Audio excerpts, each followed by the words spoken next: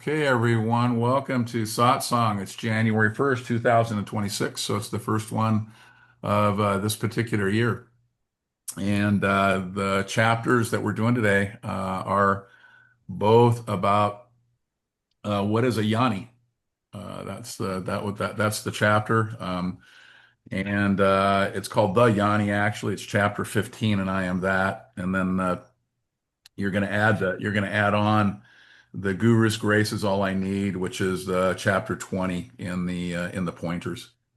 And and I've started to really notice a pattern here. It's kind of interesting to go between these two pieces because um, and I'm not sure if this is because of the time of that these two things were take that one took place significantly after the other, and the teaching had really shifted, or that the recordings that were taken in the early pieces really captured kind of a particular kind of seeker.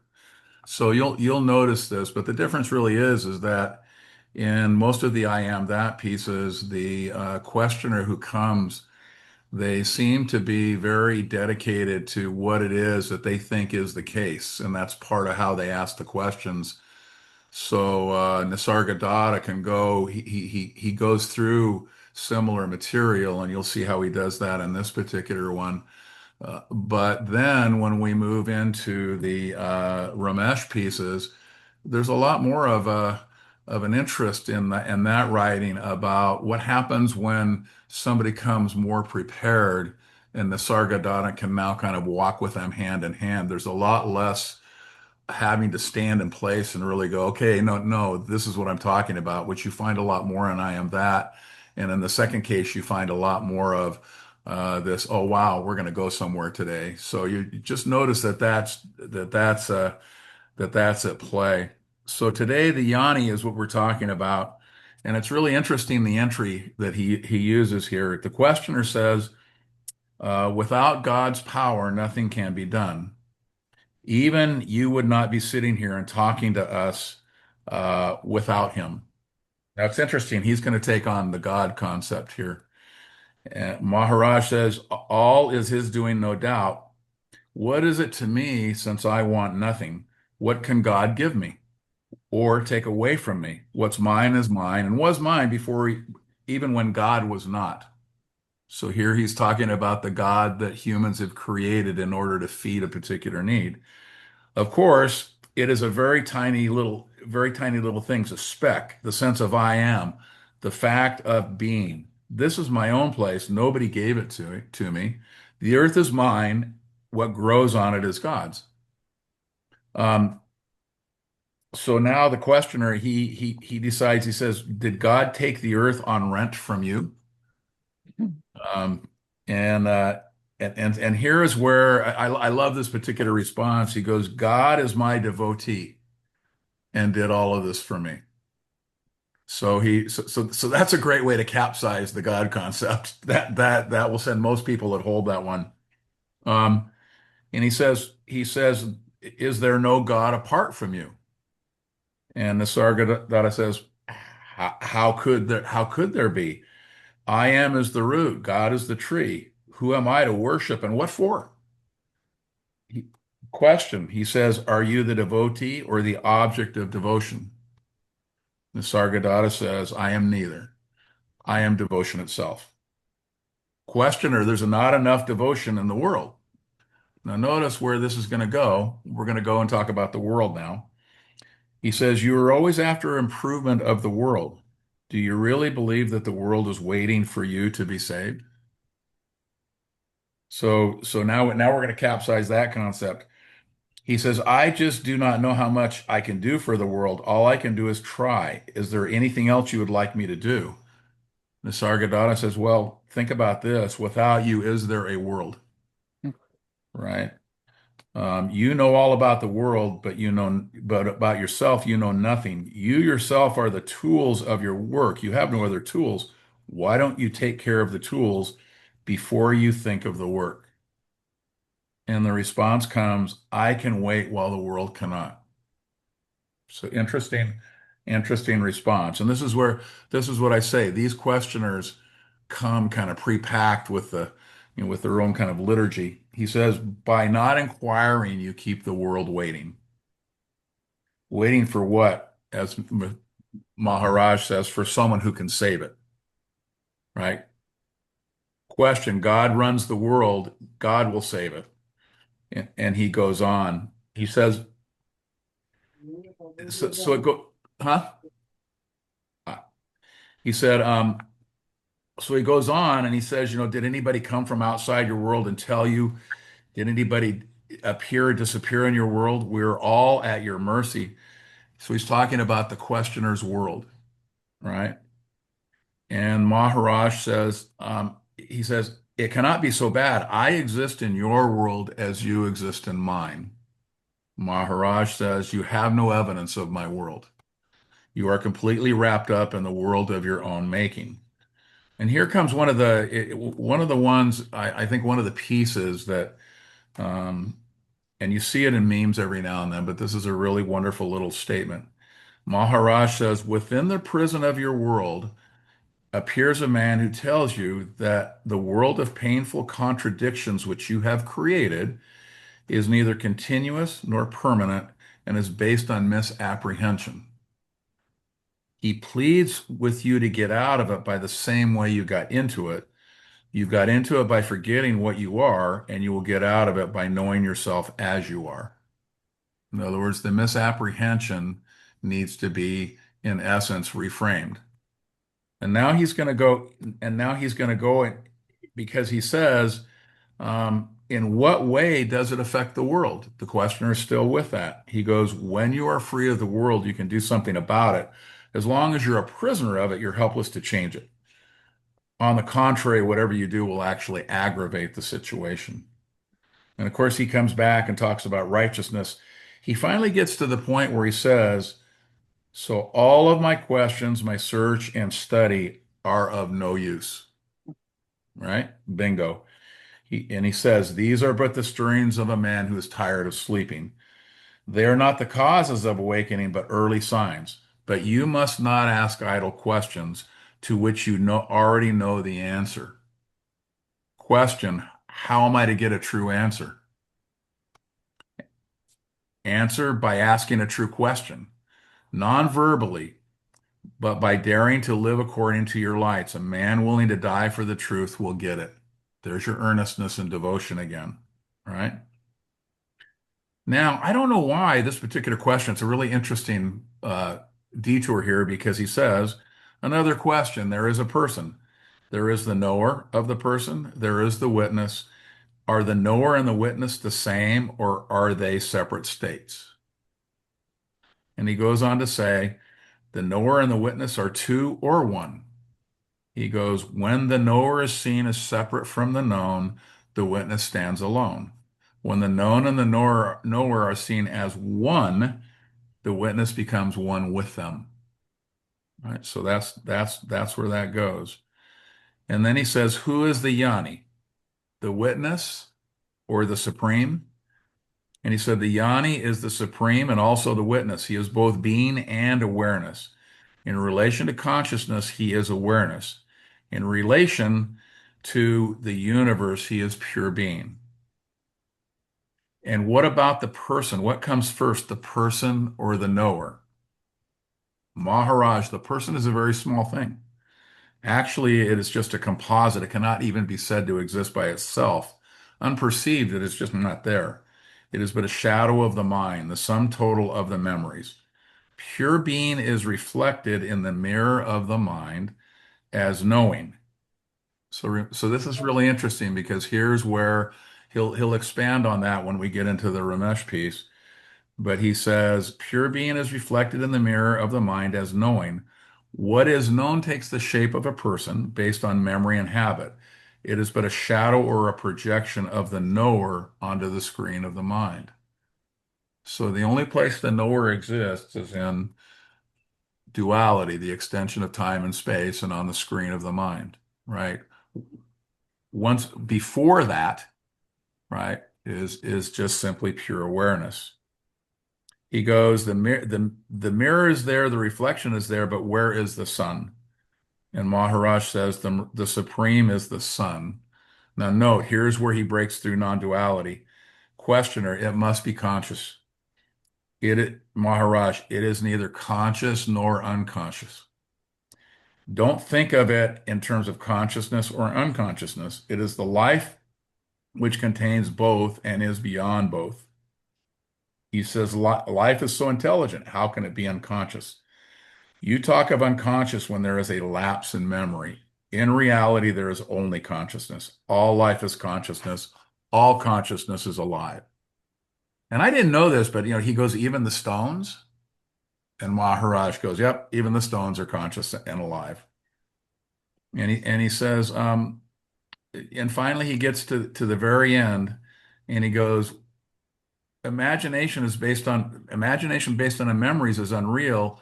The future is not entirely unreal. He goes, which part of the future is real and which is not? And Maharaj ends his little conversation by saying the unexpected and the unpredictable is real.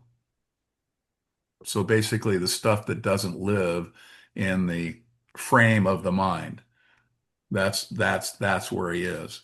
So as I say, you can see that what's happened is that he's taking this particular questioner just so far, right? And as you see, you're going to see that happens over and over again, and I am that. Now we move on to a similar kind of a person, but this one's really interesting because there's an openness in here that's really really interesting. I'm not sure in some ways that this questioner that we're going to talk about right now isn't kind of in the same position as the first one. He's just not quite as stubborn about what he believes in terms of asking, and so that allows an opening that Nisargadatta is able to run with. So, so this fellow now remember that the I am that stuff was printed in 73, which means all of that stuff came pre 73. The stuff from Ramesh is 79, 80, and 81. So there's going to be somewhere between a 7 and 10 year gap in terms of the teaching pieces. So a visitor from Calcutta gave the relevant information about himself. Now, we don't see that in I Am That, but one of the things that Maharaj and also Ramesh would do whenever someone shows up, he always asks them about themselves. He gets a little bio from them. So, and this fellow said he'd been interested in self-knowledge for the past years. He'd met almost every well-known saint in northern India and many others not so well known. Maharaj smiled when this is translated to him. He added that he had studied the principal Upanishads, various commentators on the Gita in English and Bengali by different scholars.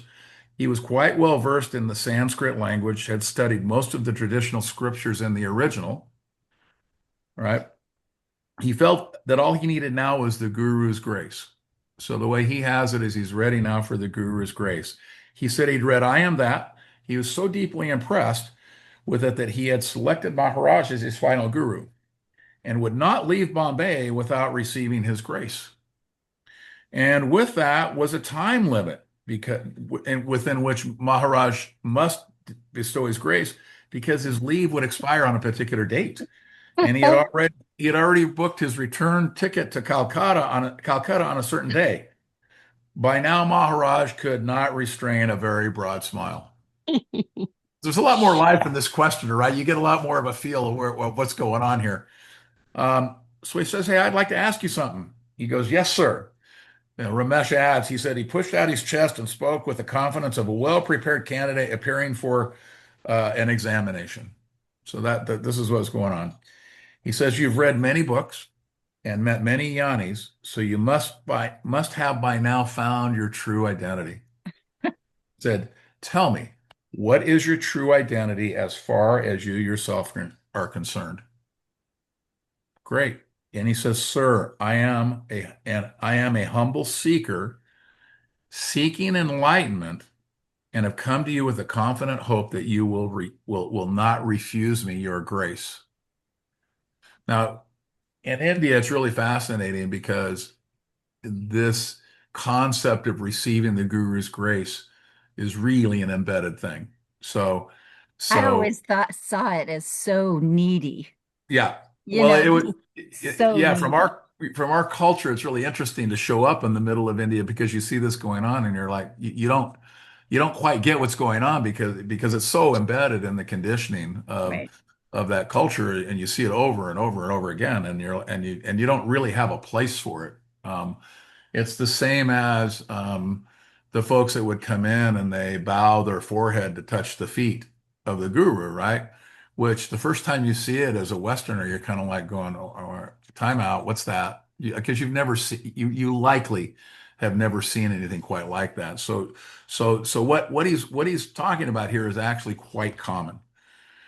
He says, well, you still have quite a few days here. This is Maharaj, so there's plenty of time for grace or enlightenment. Let us first find out who it is that wants the enlightenment.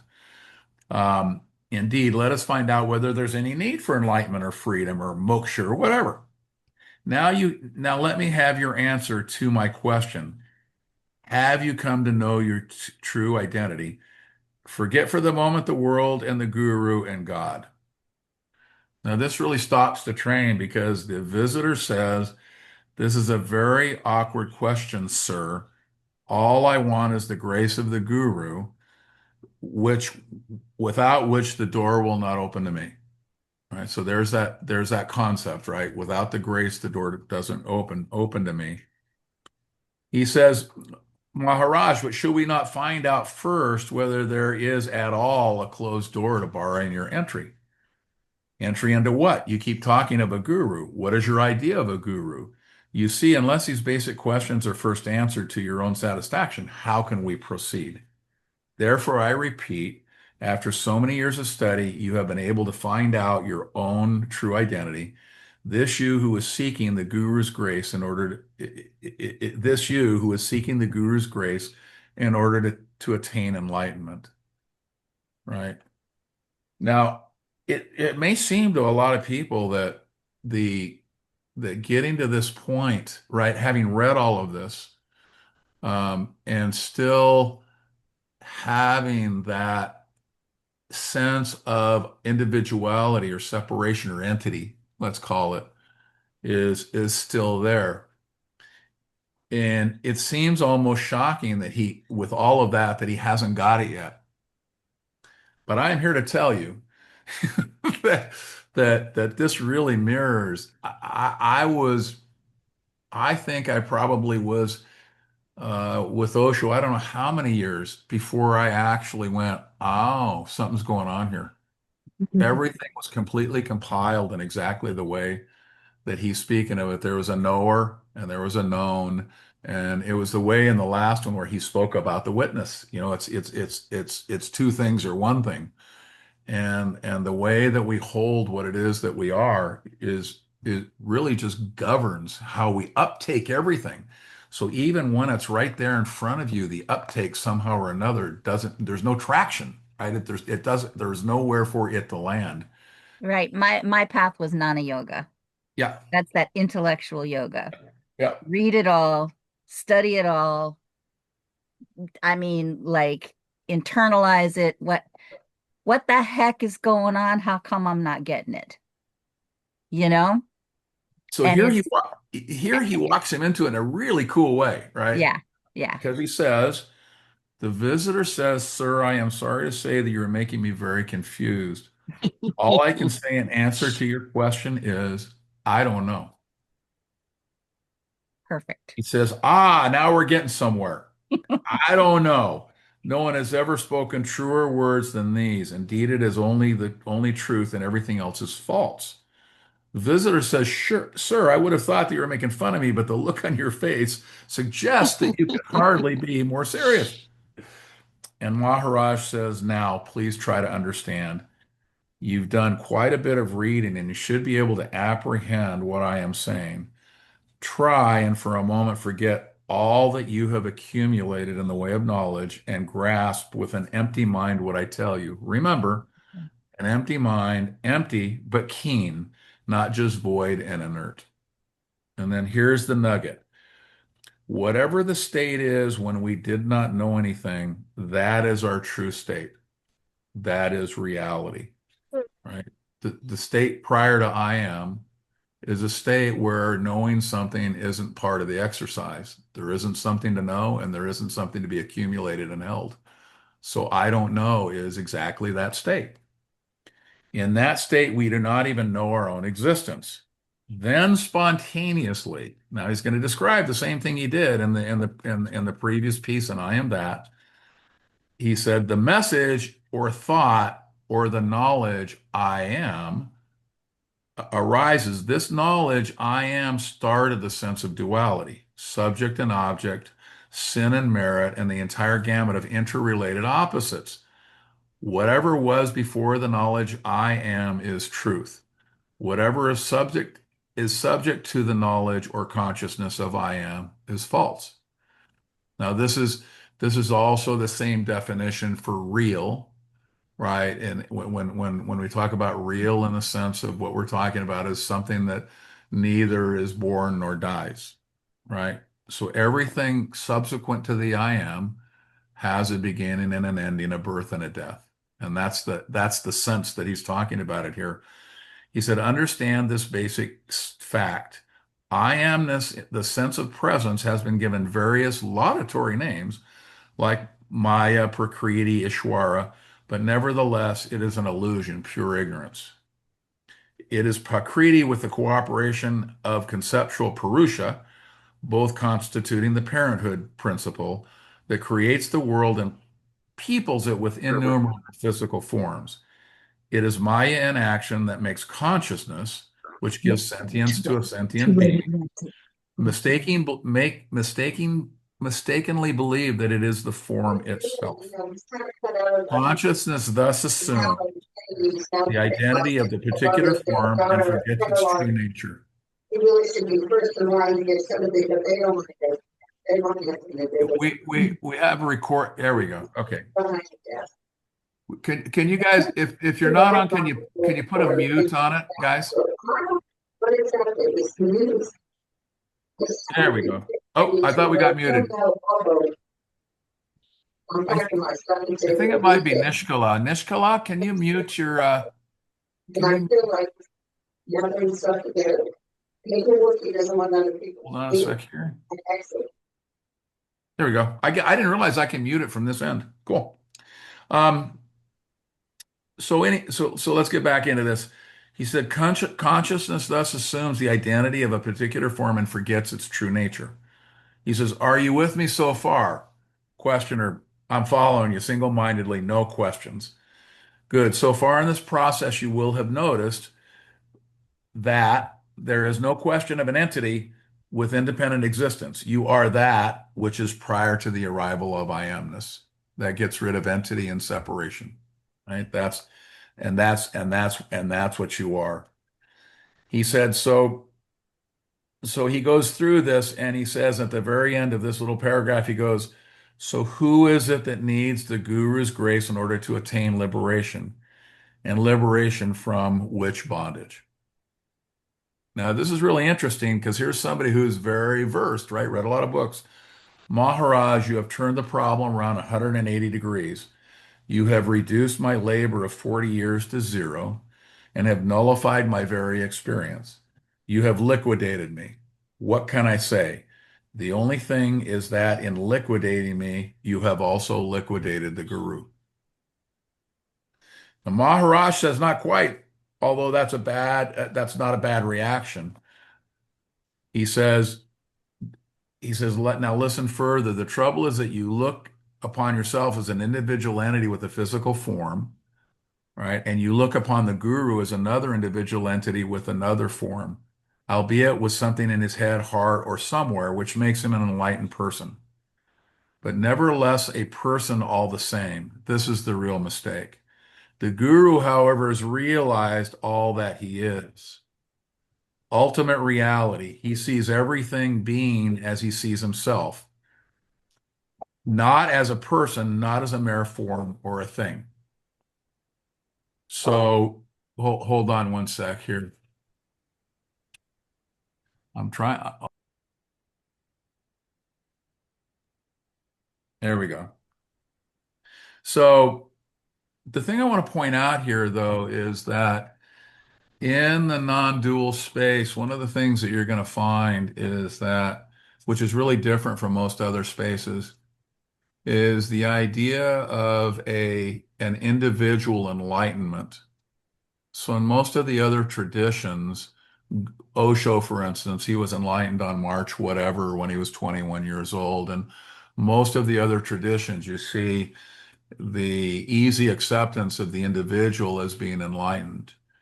But you'll notice that the non-dualists, the Advaitins, go to great lengths not to utilize that particular format.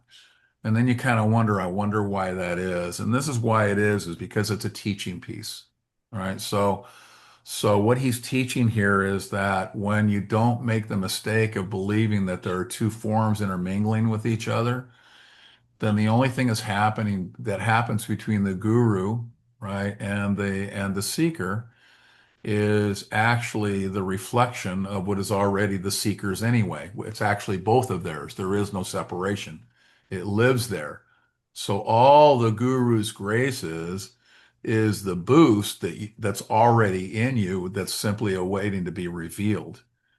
And so most of the non-dualists feel like when someone claims that like when they say I'm enlightened, right? Because the thing about it is when you look at realize, that's the other thing is that when you listen to the term self-realization, in most traditions, that's a big thing. The individual is enlightened and I'm realized, right?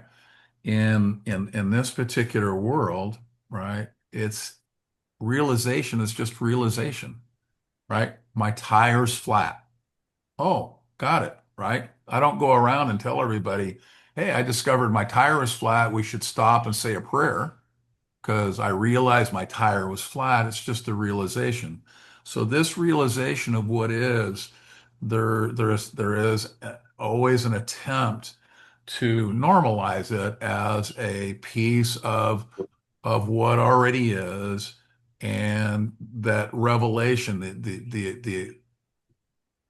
the actual, prior to the I am is always there. And so it's not seen, the reason it's not seen as uh, a cause that should be mentioned and worshiped and all the rest of it is that would in essence be creating an obstruction to the very teaching that is attempting to occur. So just notice that, and that's why that is. That's a lot of people don't understand why when you would talk Ramana Maharshi and say, "Are you enlightened?" Right? Ramana would never answer that question, right? Just simply never would. Your mute's on. I never liked the use of the word enlightened because I think that you can be enlightened on a lot of things. Right. Enlightened to me is light has been shown on something you didn't know. That can happen in any realm of this, you know. And I know that it is used in a, spiritual way to say, okay, but it can, you can also use it in any form on any, like I was just enlightened that I didn't know that, Well, you know. right. So notice how it gets wrapped up with knowing and things that are known, Right. right? And enlightenment is actually the realization that the I don't know that lives prior to anything that could be known is the natural state, right? There is not a separate knower and knowing that live in that space. That's the awakening piece. That can really never be known. Yeah. Yeah. It's Yeah, because there is no knowing to have, as I say, no. that's the thing is the moment of being and recognizing that being is simply being, right? That's all there is here. So when people talk about it being a cosmic joke, it's kind of everything and absolutely nothing at the same time because it's like, whoa, this is so obvious and yet so incredibly difficult it seemed, right? One spent like this man spent 40 years, right, reading every book that could be read, only to find out those objects of knowledge that he thought he had accumulated really were never at play. So 40 years, as you said, completely turned on its head, which is a great. Now he goes on um, to talk about exactly that because he goes, the other mistake is that the seeker, the disciple, as an entity, expects to learn and understand. Yeah. There it is, that same piece. Become enlightened, right? I want to be enlightened on something, right? He wants to learn and understand something. But how can a mere conceptual object understand anything? Right. So that gets back to that kind of concept that what you see is already in the can, as they like to say in Hollywood. Right. So, what is happening is all that could happen. Right. There isn't, that's just so the idea that there could be some understanding, how could a mere conceptual object understand anything? What actually happens is that the understanding as such makes the seeker disappear. So seeker's gone. So this holding place of knowledge goes away with it. The individuality of the seeker gradually disappears, but in the process, the guru's grace, which is always present like the shining sun, becomes one with consciousness. Right? The sooner the identification with the body as a separate entity is lost, the sooner will the guru's grace bloom in the consciousness of the disciple. And then he will realize that the guru is none other than the consciousness within, right? That it is the consciousness which, pleased with the faith and love of the disciple, will act as the Sadguru and unfold all the knowledge that is necessary, right? And so that is in essence is the second, the second piece of all of this. The visitor, now this is really interesting. Remember, 40 years. The visitor sat dumbfounded for a few minutes. When he could find words, he said, "Sir, you have opened my eyes and made me see that falsity and futility of what I consider to be knowledge and sadhana. I have no words to express my gratefulness to you." And he prostrated and left. A humbler and wiser man, as Ramesh pegs on to the very bottom, right? So note that in this, he was able to really expand the I am that piece in a way, I think that was just really incredibly clarifying, right? And in a way, it's funny, you notice that um, all of the chapters of I am that, when you first read I am that, you go, wow. Then you read it again and you kind of figure out, you go, there's really not, he's kind of going back to the same thing over and over and over and over again.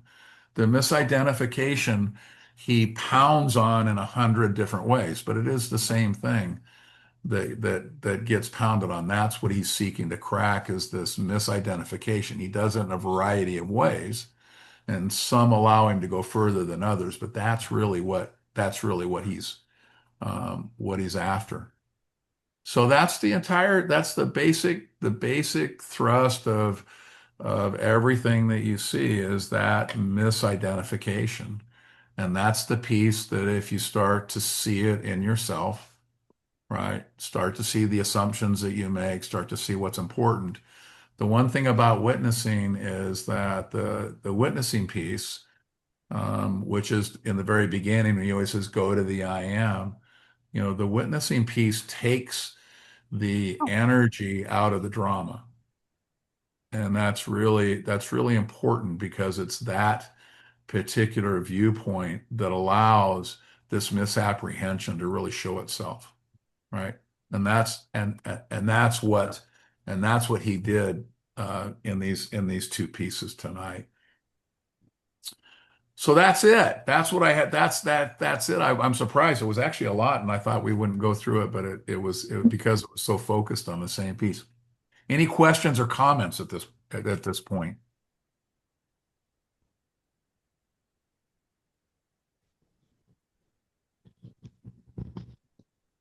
I find it interesting that the piece that you were saying, pointing to that it's just the same thing being said a multitude of different ways, because there are a multitude of different minds that need Right. to be viewpoints, experiences from, you know, But ultimately, there is just one thing that needs to be seen. That's it.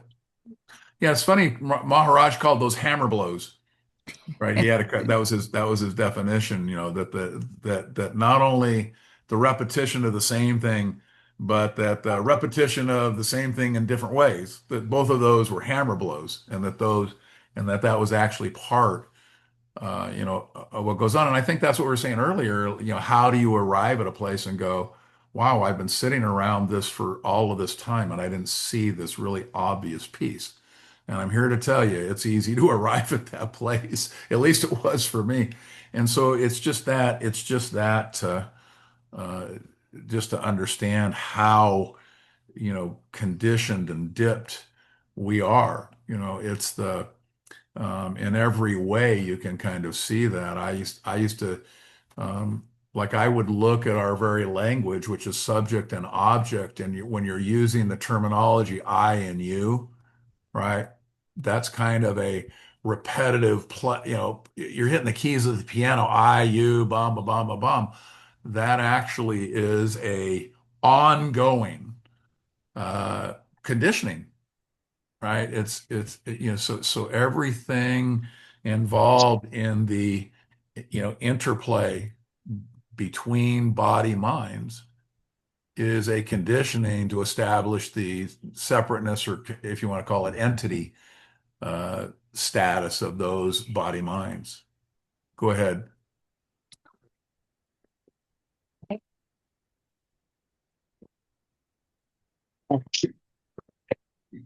You're on mute. Did you see in India the more understanding or easier understanding from those who came from that culture, other than rather than those who came from a Western culture, because of it, in India or in the East, it is so prevalent. The answer to that is yes and no. Yeah. So there were certain pieces that were embedded in the culture, like the devotional aspect, right? The in the West, the devotional aspect just isn't as pronounced in the way that we live our lives, where it is very pronounced there. So in that way, the answer is yes, but um, the way that humans hold with surety what they think is the case, and from that surety ask their questions, that was common no matter what. So it wasn't like the Indians were coming in and they were on the super highway because they were all greased and prepped. It didn't look.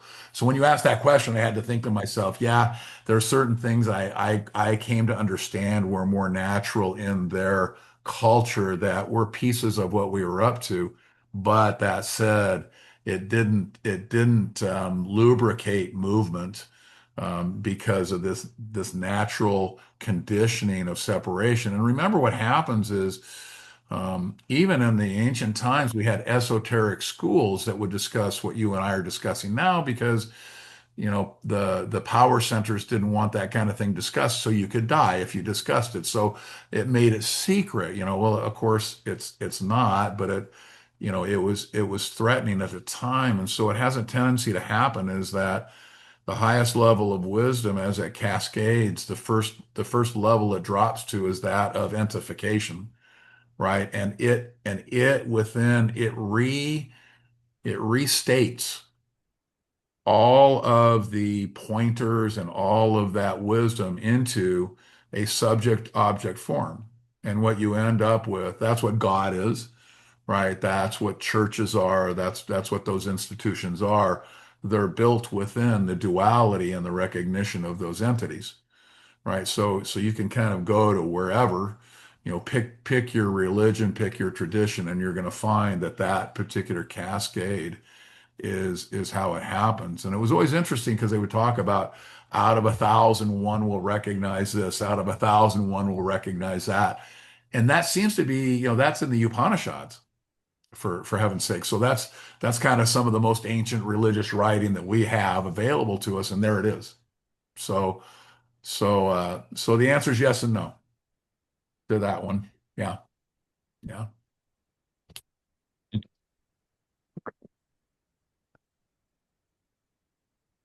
Any others?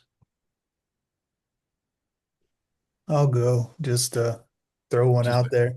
Have you ever seen or read anything in I Am That where Nisargadatta talks about like a specific phenomenological experience that defined um kind of not necessarily a first person experience, but because I know it like in Zen or in Buddhism, there are actual phenomenological experiences of meditative states.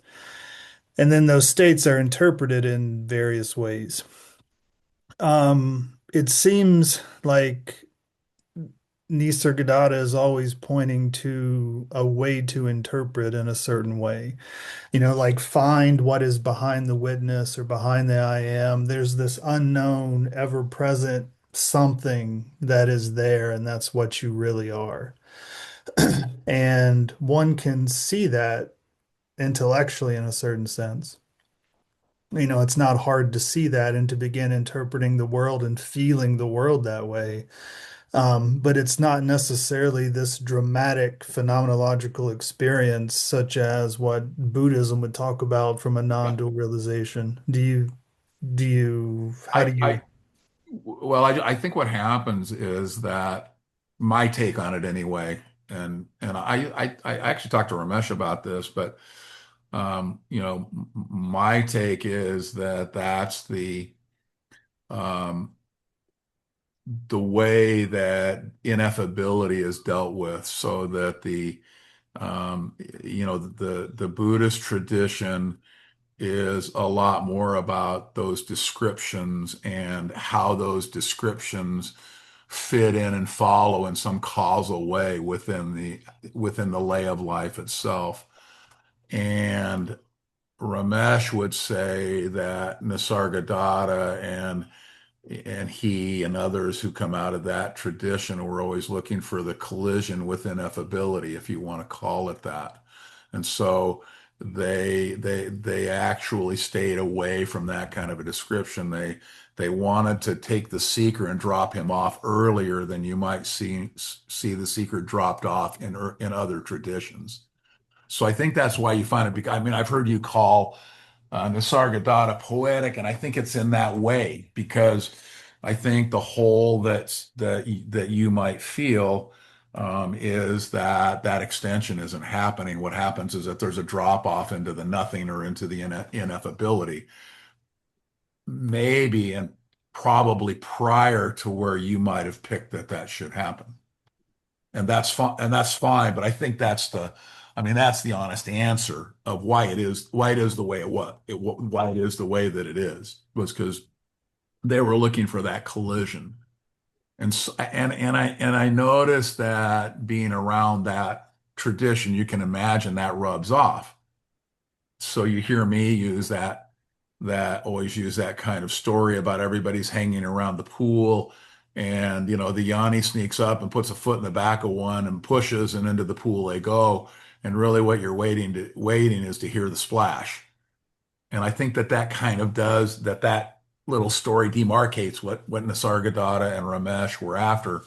Was they were giving the push and waiting for the splash. That was and the in between wasn't really of a concern. And in fact, I think that they worried about the overreach of intellect in that particular situation. That would have been, which makes them more poetic and you know less discursive, if you will. So I think that's just how that was seen. Um, so that's my response to that. Just having hung around, I don't think it was something they were afraid to talk about either. It would have been interesting to have someone like you ask that question and seeing what they would have done with that. It's just that I never remember in a satsang that anybody asked anything quite like that, right? I never heard anybody ask that particular question. So of course, that we don't really have a great answer for that because I haven't found anything in I Am That or in the pointers. or in my conversations or at satsangs with her. I've never seen, the some of the discussions that, you have um, from a philosophical standpoint in the West really are beyond anything I saw in the experience of being there, for sure. Yeah. Because one of the things that I found interesting is I do the sensory deprivation tanks Hmm. twice a week here. Hmm. And um, I've actually had the experience of like the non-dual experience inside of the float tanks.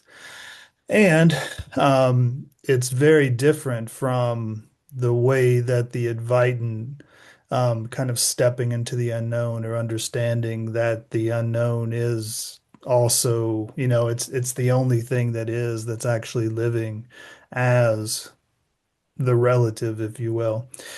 And they feel very different. And that's even though they you come to the same conclusion, but they feel very different. And that's what I was wondering if Nisargadatta would actually, because I know he continued to meditate even after he um had the realization from his teacher. And so I'm Yeah. wondering if there was an actual, Well, kind of explosive experience like would happen in kind of a meditative situation. yeah, and what's interesting is, you and I have talked about Papaji, right? And Mhm. how Papaji would try to follow into the experience as far as he could, and then he would always, lose himself, so to speak, right? And he would do that, night after at night he liked to do that, and he would do that night after night after night. And as I said, I'm still looking for that. It's funny, it made such an impact on me, but it's in a 3-volume set. So it's in here somewhere, but I will find it. But yeah, but I think that's the closest thing to what it is that you just described. Because if you take a look at, go read, some of the Zen Buddhist kinds of texts for sure, right? You're definitely, going to see that at play. And actually, there's a really great Ramesh book where he engages with a Buddhist priest, and they're kind of talking about those different definitions. And he does kind of get a little ways into that, but not anywhere near as far as your question would indicate. Go ahead, Diane. You and I have talked, Alan, about the fact that generally or oftentimes the realization is so subtle. It is so subtle. It is not fireworks going off. It's not, generally speaking. In fact, I shared with you that my teacher had to come up to me and look at me and go, "So what happened?" Yeah. To push me to realize that I had actually realized something, that I was, Yeah. things were different. And there's this easing into a deepening of the understanding, and I think that that's where, when it's oftentimes there's a difference between realization and self-realization, as because of that deepening of the, yes, you can live understanding, knowing life is living you. But Well, there's still a deepening to that. Do you not experience that some? yeah, and I also think that there's a contrast issue at play, which is the first time, right? Like the free samples, as Ramesh would call them, which are the Satori pieces. In the beginning, that's such a stark difference from what has preceded it, let's say, for lack of a better way of saying it. But what begins to happen, of course, is that becomes the normal, right? That realization, that revelation becomes the normal. So now it just simply isn't. It doesn't demarcate itself from anything else in the way that it did in the very beginning. And so that's just that. So that's that. I think you're calling it a deepening, which is fine. I think it is. I'm just pointing out that I think it's a contrast difference once it's, that the installation, quiets it down. And so I did I do find that, like Ramesh and even Osho, that those folks were at a real level of comfort with whatever. In other words, that was just the normal. Whereas a lot of the monks, when they would come, you could talk to the Zen and the Buddhist monks when they would come, and they would talk about how until there is enough of that, that experiences really tend to have more fireworks to them. So that could be at play as well. I mean, I wasn't in that particular, I was in a meditative style of tradition, but that was open to a lot of other things. That was Osho's style. So, and he was very tantric, which was you squeeze life like a lemon. So, the reality, in my mind is, was that when Advaita made itself, you know, known in my life, I always held that an extension of the meditative path. It was on the ground, it was earnest, it was real, it was tangible, all of those things. But the style of meditation that I was in was quieter than I noticed with the Zen and the Buddhists and that particular crowd. I mean, their style of meditating was really quite different, so in its energy, how it felt.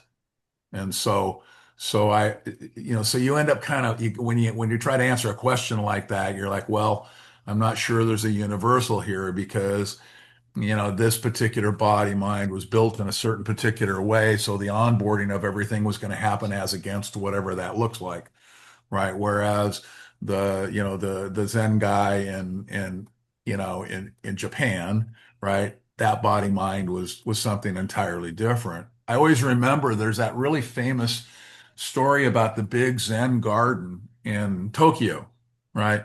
And so they go out in the morning, right? And all of the acolytes go out there and they have their little rakes and everything. And I mean, they take that garden, I guess it's several acres, and they get it to where, I mean, it is absolutely perfect, right? So the Zen master, the fellow in charge of the whole thing, he wanders out after all of this has happened, right? And then he does one last thing, right? He throws a Baby Ruth wrapper somewhere in the thing, right? Because he knows, he does it on purpose because he knows that walking through that and seeing that's the whack, right? That's the stick. Zazen.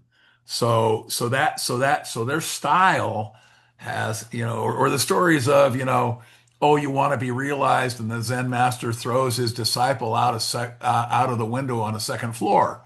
It's that, so that tradition really does have this very kind of boom, to it. I mean, the stories have that in it, and you can when you hear, and I love those stories. I mean, some of my favorite stories were the Zen stories. God, I love those stories. But my experience of the seeking was it didn't have that. The contrast of the awakening realization that was clearly there. But as I say, that normalizes, and so sometimes I we have a habit of trying to universalize everything and make what is the same, and I'm Mm. not entirely sure that that's always in service Yeah. because now you have somebody believing that something needs to happen or should happen when it may not. I Mm. think that also played into Nisargadatta and Ramesh's kind of style on this. You throw someone in the pool and you wait for the splash. All right. That's what that one looks like. But that's just my take on what they were up to. All I right. Because love I that think that, question. Great question. yeah, they have, I mean, they get at the same thing, but like a Zen claims to get rid of all metaphysics. And so as Advaita talks about there being something behind the witness that Yeah. infuses everything, they would call that metaphysics, and that's something that should be dropped in order to really attain. Like their enlightenment is much more at the earth than it is kind of, Advaita's team seems to be a little bit more flighty, or it's got a different sort of feel to it. Well, I would say that Advaita actually, I mean, Ramana, right? You use a thorn, thorns are concepts. You use a thorn to take out another Got a thorn, and thorn then and you then you throw the throw it thorns away. away.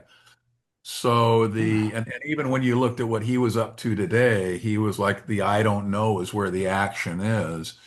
And I think that's that throwing away. So when I hear that non-duality or Advaita has a set of metaphysics, I always onboard that to reflect the fact that in the West, for certain, that we love the philosophical framework of everything, right? And so what is a set of story pointers that is intended to throw somebody into the stew, right, gets um, formalized or systematized, and that becomes the metaphysics of Advaita. And I think even Nisargadatta and Ramesh would say that all this is a way to actually point, right? But that the actual concepts themselves should be dropped, which would bring you a lot closer to that earth.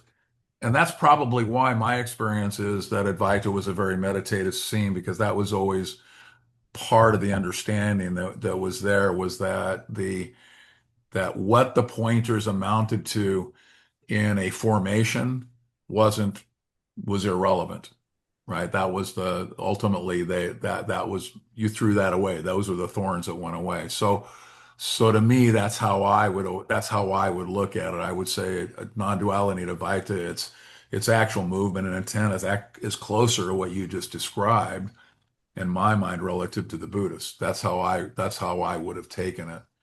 But Esther used to often say after a satsang, she would look at us all and say, and don't forget, nothing I have said here tonight is true. yeah, well, Ramesh was always like, this is my concept. And what he was talking about was the my and the concept are both, but he wanted to make sure that he would say, this is my concept, right? So that you would understand that concepts lived that particular way. So he was always pretty careful about that piece. But as I say, I think I think that's a matter of how you come to it. You notice that both Ramesh and Nisargadatta did a lot of the mantras, and they had a lot of that really tangible kind of lead up to non-duality before they ran into their guru, who was the non-dual guru. So even in Ramesh's satsangs, we would sing bhajans, right? Because his mother loved him, and so he always wanted to sing them. And then people would actually come up and prostrate and put their head on his feet at the end of those who wanted to do that. So those pieces were in play if you were in in that place, you saw that very Indian version of seeking and devotion. And it was always interesting, as I say, to talk to the Zen guys and the Buddhist guys when they would come over, because they would come and teach in the ashram, and they would spend months there. So you could hang around and have a meal, talk about whatever. And it was always interesting to talk to them about how they saw the fit between what was going on in India and what was happening in Japan or China or wherever it was that they came from as a culture, because they always had plenty to say. But it was funny, they could always wind it down to where everything was the same, right? They looked at it, and somehow or another they were able to go, oh, this is what's happening. Now I have to confess that was at a time in my life where those conversations were probably most of the time over my head. I wish I remembered more about them than I do, but I do remember that seems to be where they would arrive. Mhm.